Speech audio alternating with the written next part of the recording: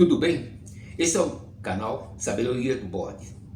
Nós iremos hoje colocar frente a frente um texto que é relativamente específico em se manifestar, esclarecer palavras que às vezes estão distorcidas por aqueles que se intitulam os enviados ou os homens de Deus, ou aqueles que são profetas da atualidade, contemporâneos. Infelizmente, esses profetas não chegaram ao tal ponto que chegou os Simpsons, né? Em profetizar 20, 30 anos, sem ter nenhuma noção do futuro, o que acontecerá daqui 30, 40 anos, e as coisas acontecerem. Então, a pessoa dirá para mim, não, isso aí é adivinhação.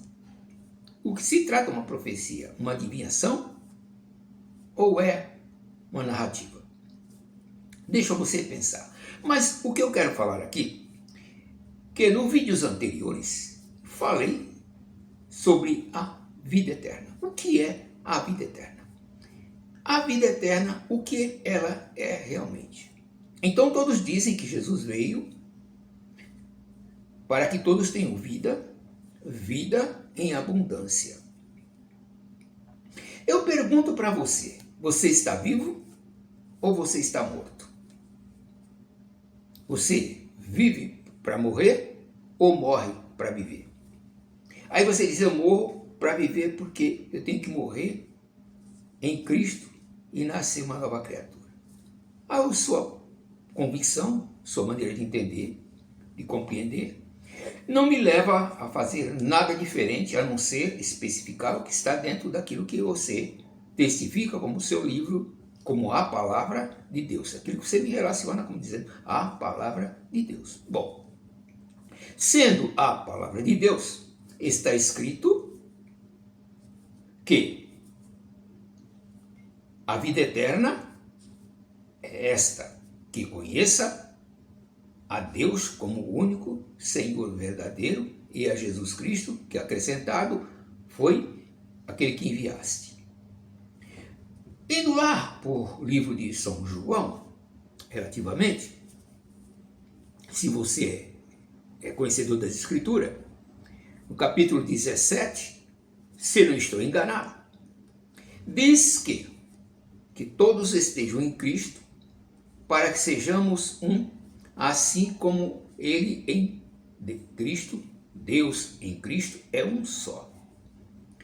Aquilo que eu tenho dito na comunhão dos nossos sentimentos, quando as mentes se entrelaçam, porque nós vivemos dentro de uma comunhão, assim como respiramos um só ar, e todos respiram o mesmo ar, todos respiramos a vida, e dentro desta mesma vida estamos vivendo a presença da sua realidade, ou da nossa realidade, ou da realidade que você tem exclusivamente para você.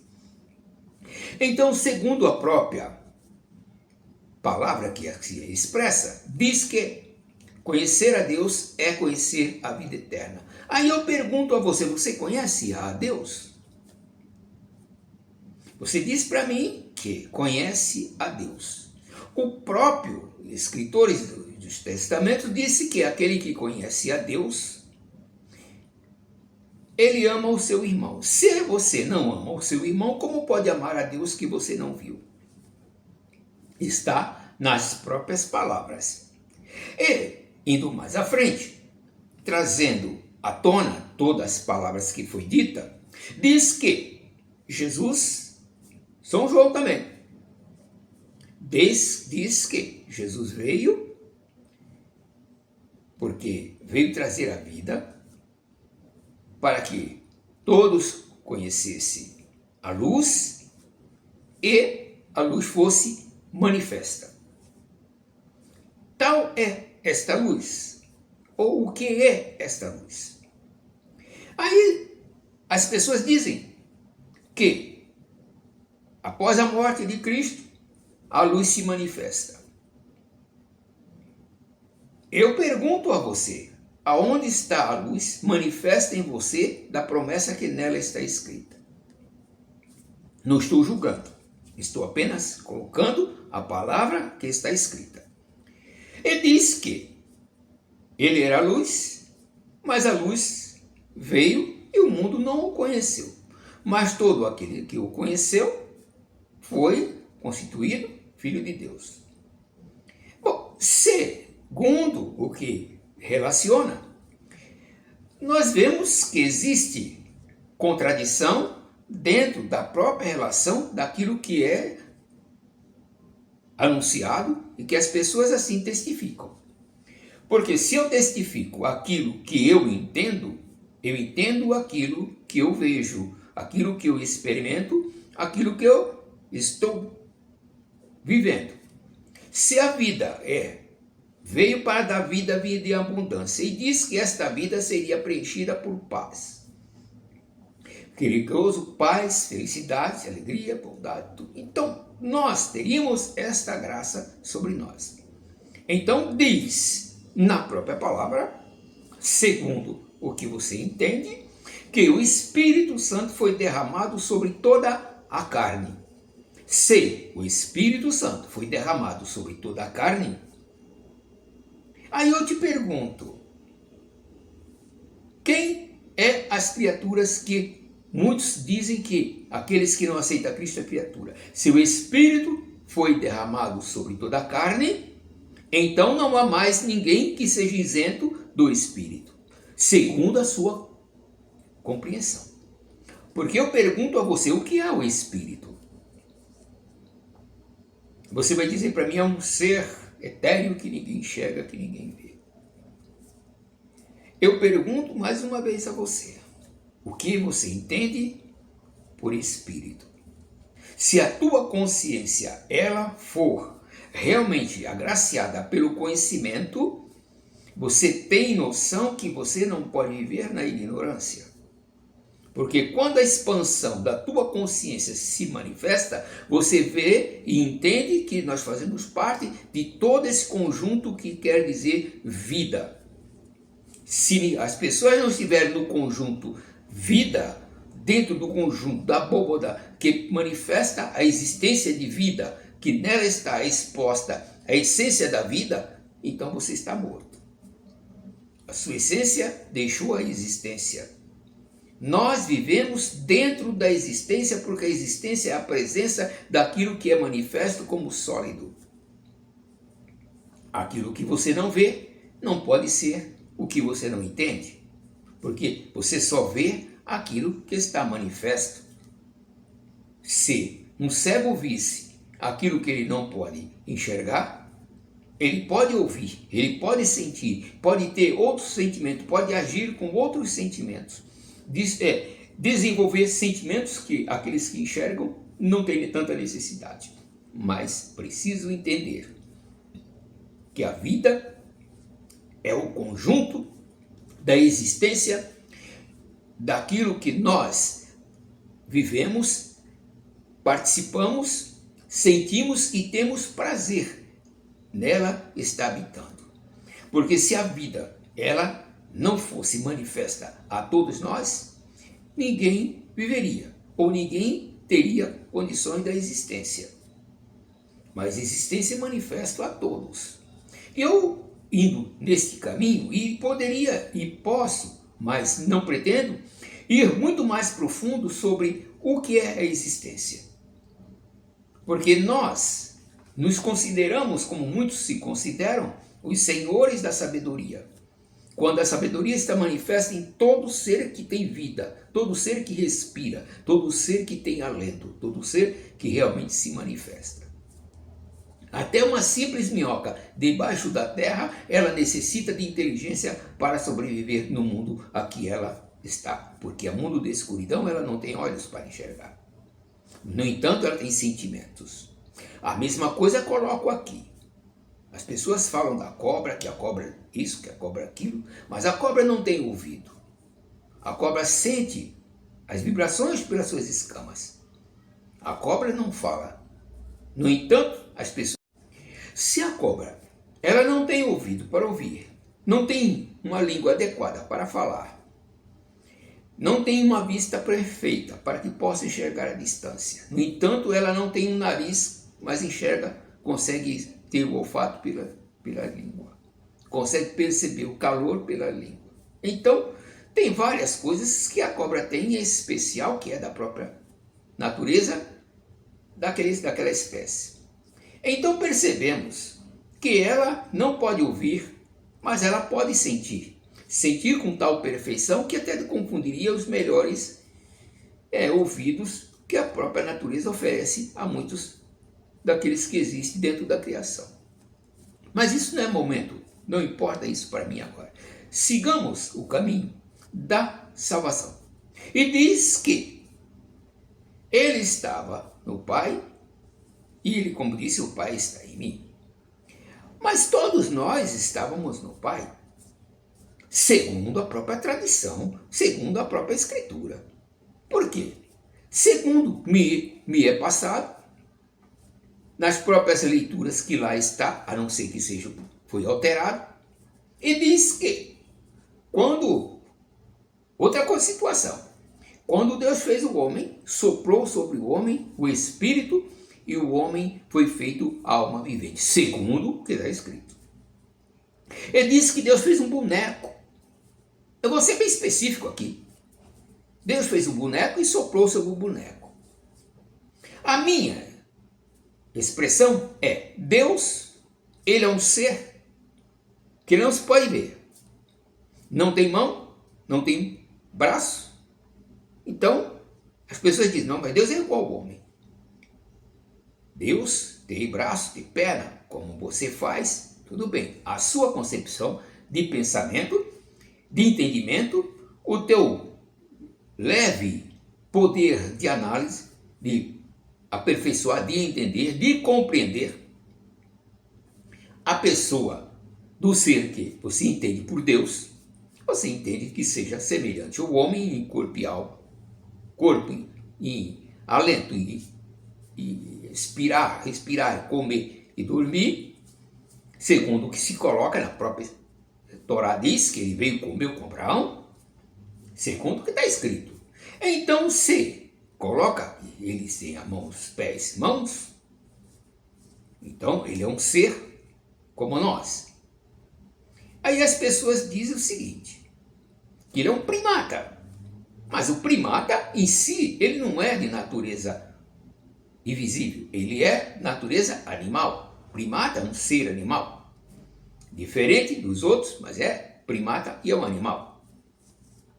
Diferenças pequenas, mas são bem acachapantes.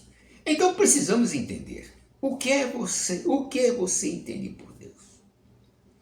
Se o Espírito de vida está sobre nós, a vida está sobre nós, fazemos parte da vida, como eu já falei no início deste vídeo, e nós fazemos parte do conjunto vida e vivemos nessa existência.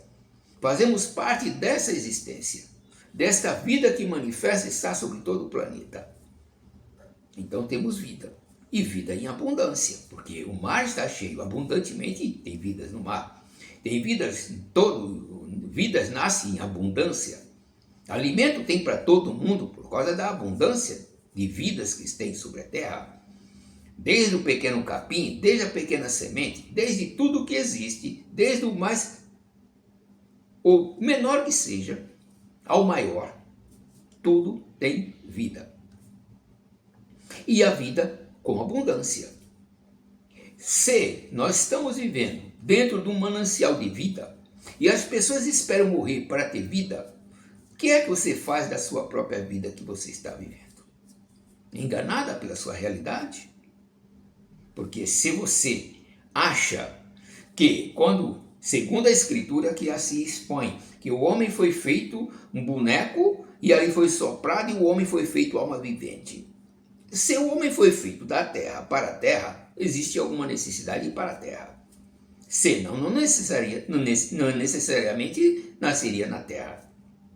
E aí conta uma outra história, que o homem nasceu num paraíso, a qual foi lançado desse paraíso para o planeta Terra.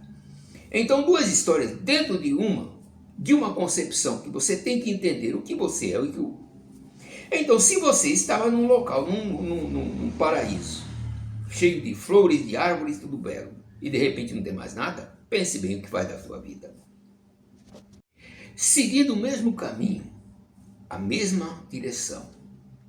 As pessoas falam que Jesus veio para morrer por nós.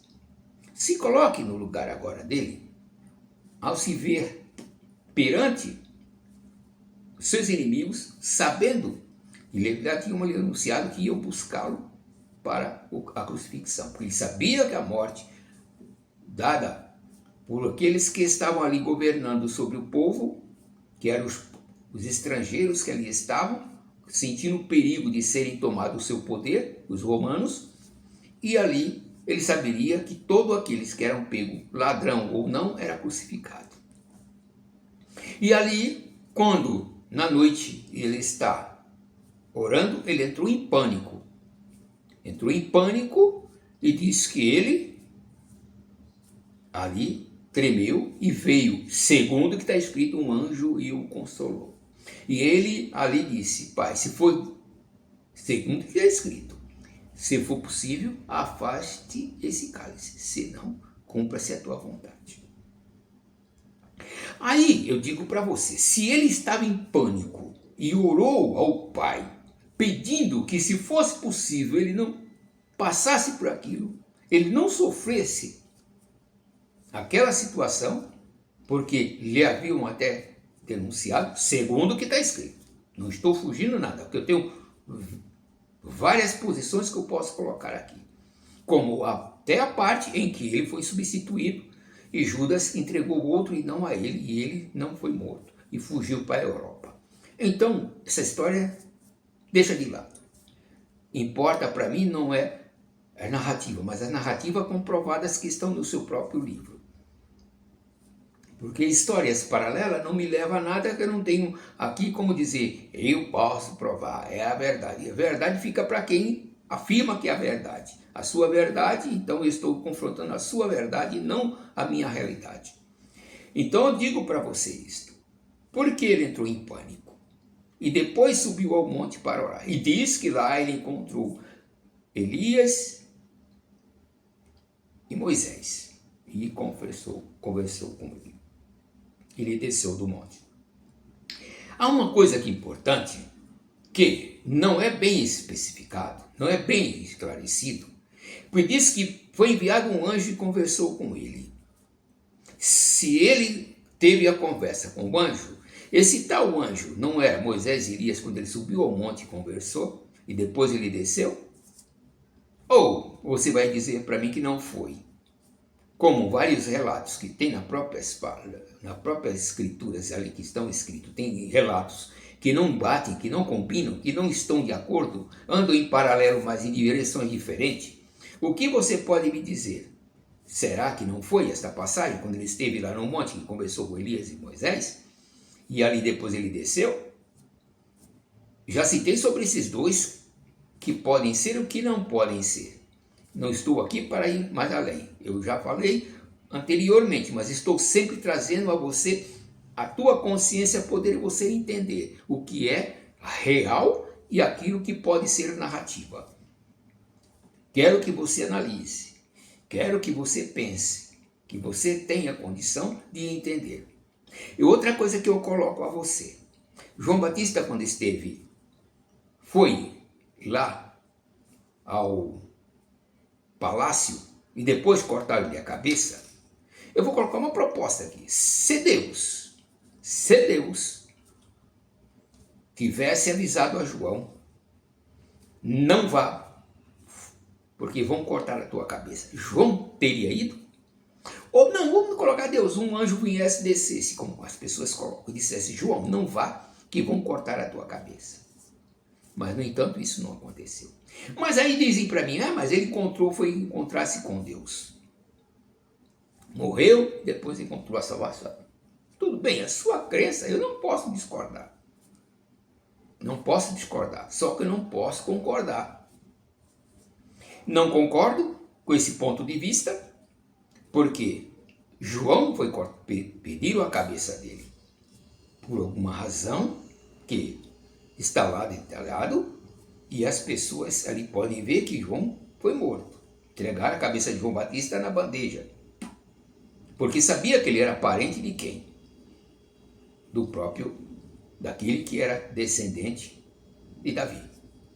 Então a história, ela sempre vem um pouco atrasada daquilo que é uma realidade. Há várias coisas que são contadas que não estão de acordo com a realidade. Há uma das coisas que as pessoas precisam entender, que os milagres podem ter acontecido. O poder está naquilo que você crê, naquilo que você entende, naquilo que você expõe, naquilo que você confia.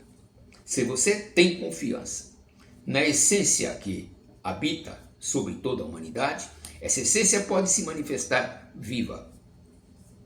Estou falando coisas que você vai ficar sem entender, mas se tiver sabedoria, compreenderá.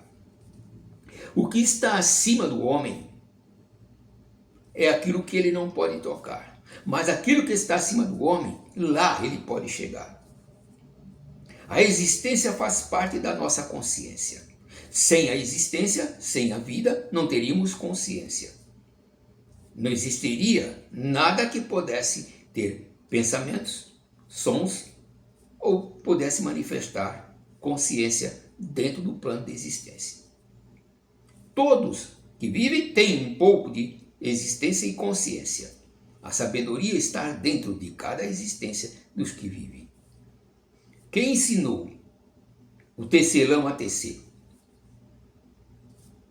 Explique-me. Outro detalhe que eu coloco aqui. Todo mundo fala que não quer ser um macaco. Tem vergonha de ser um macaco, e vergonha de qualquer um outro animal que seja considerado bruto. No entanto, nós somos em poucas coisas diferentes. Ele já nasce já pronto para sobrevivência. Já andam, fazem tudo. No entanto, nós precisamos de uma cama, ser alimentado até os 2 anos para poder ter força no corpo para poder andar. Não há nada diferente para que você possa analisar? Não há nada que você possa despertar nisso para entender o porquê? Se este mundo não faz parte da nossa ou cultura ou aspecto da natureza humana, nós somos diferentes de todos os animais dentro da existência. Precisamos de tempo para podermos aprender a viver, aprender a falar, aprender a andar, aprender a compreender e aprender o que é existência. Levamos um tempo para tudo.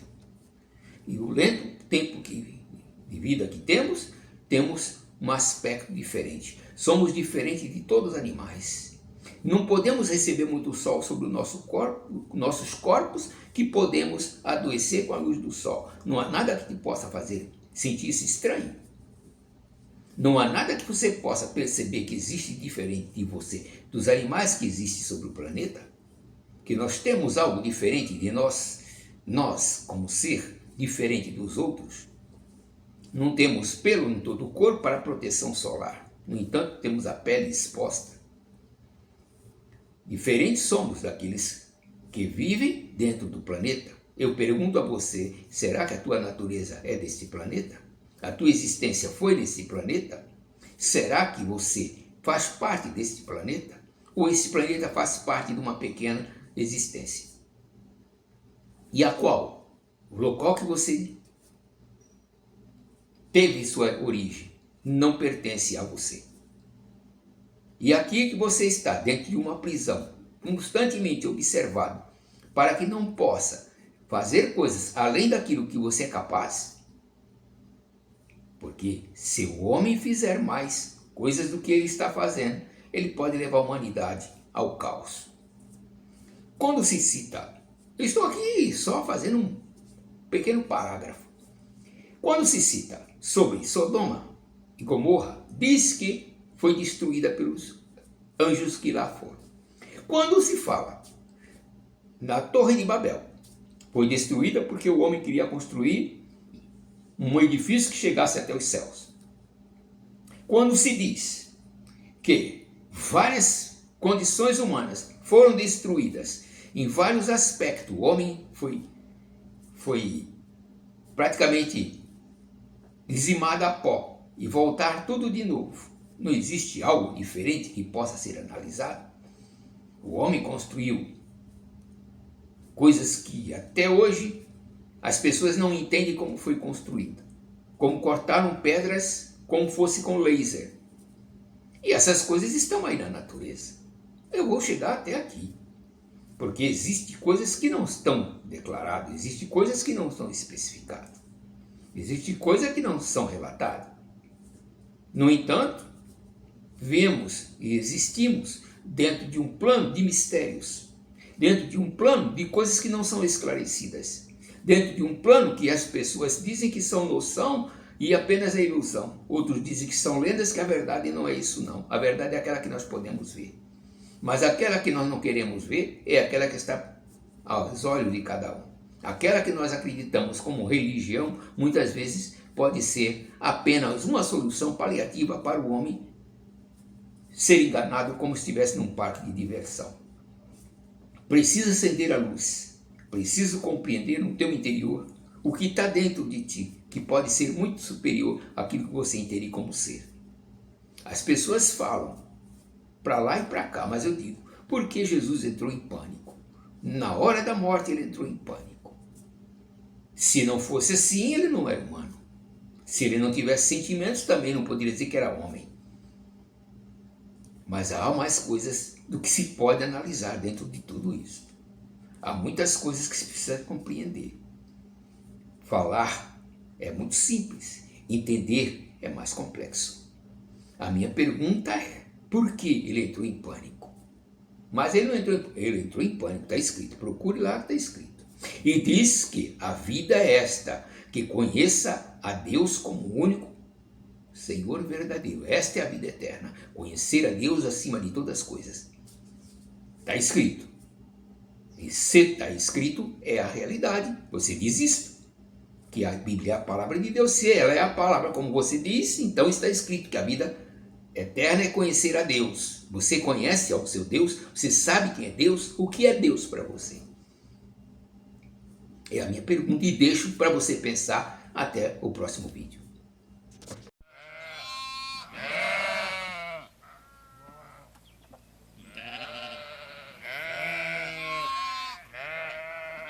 As pessoas nos dias de hoje temem quando se diz assim, você morrer, você vai para o inferno. Se você não aceitar Jesus, você vai para o inferno. No entanto, o que está ocorrendo, sente daquilo que ela expressa, daquilo que ela acredita, daquilo que ela tem propósitos. Mas quando os propósitos desta pessoa não condiz com aquilo que eles expressam sendo o amor, a minha pergunta fica ao ar para que possa ser respondida individualmente por cada pessoa, por cada indivíduo. Hoje, a fé que se expressa realmente é uma fé ou são emoções de tradições que são colocadas ao prato da sua mesa? Quando em sua mesa está um prato totalmente bem harmonizado, com todo tipo de alimento, com todas as farturas possíveis, e você se alimenta e se sente mal de ter bebido demais, a minha pergunta é, será que você não está bebendo demais e está ultrapassando os limites da sua realidade? Porque a minha pergunta fica, há tantas mentiras expressas entre tantas verdades, eu pergunto a você, na sua fé, o que é que você realmente acredita por ser verdade? Aquilo que te contaram ou aquilo que te move, que te traz benefícios pessoais? Porque há muitos que estão enriquecendo e outros empobrecendo. Isto expressa naquilo que ele diz, a minha fé, a minha religião, eu vou para o céu. Mas há muitos que estão na igreja com medo de morrer e ir para o inferno. Mas nestes motivos, nestas razões que há propósito de as pessoas estarem na igreja, a minha pergunta é: você tem sentimentos pelo teu amigo, pelo teu companheiro, por aqueles que chegam à igreja? Você tem piedade das pessoas que estão em sua volta, da comunidade do mundo que hoje sofre? Ou você expressa um sentimento de medo dentro de si e está na igreja simplesmente cantando, se alegrando com as emoções que o hino te proporciona, acreditando que as tuas emoções é que te trazem posição ao lado de Deus e não percebe dentro de si mesmo onde está realmente a tua realidade?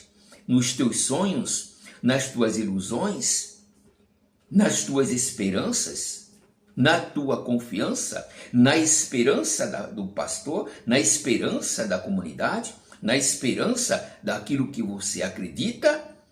Ou realmente você tem uma fé numa entidade que você sabe que é superior a tudo que existe, que é uma consciência que comanda todo esse universo e que neste universo, fora desse planeta, esse continua a existir? Porque há muitos que o Deus dele é um Deus que virá aqui nesse planeta, morará com a comunidade, estará com a comunidade, e a qual aqui é a morada de Deus. Um universo gigantesco, proporcionando a todos condições de sobreviver e viver, onde este universo todo que existe, nós dependemos de cada planeta, de cada astro, da gravidade, das emissões de raios, de frequências, de tudo que emana desse universo e chega até nós, que nos dá força para sobrevivermos, para transformarmos os nossos dias e os nossos alimentos, porque na verdade isto ocorre devido à luz do sol. Se não houver a luz do sol, nós estamos perdidos. Se não houver as noites para descanso, nós estaremos sucumbidos pelo calor. Então existe uma pergunta: o que é benéfico para o homem? O que realmente o homem crê? Em que o homem realmente crê? Deuses existem tantos, OVNIs tantos, pessoas que viram multidões.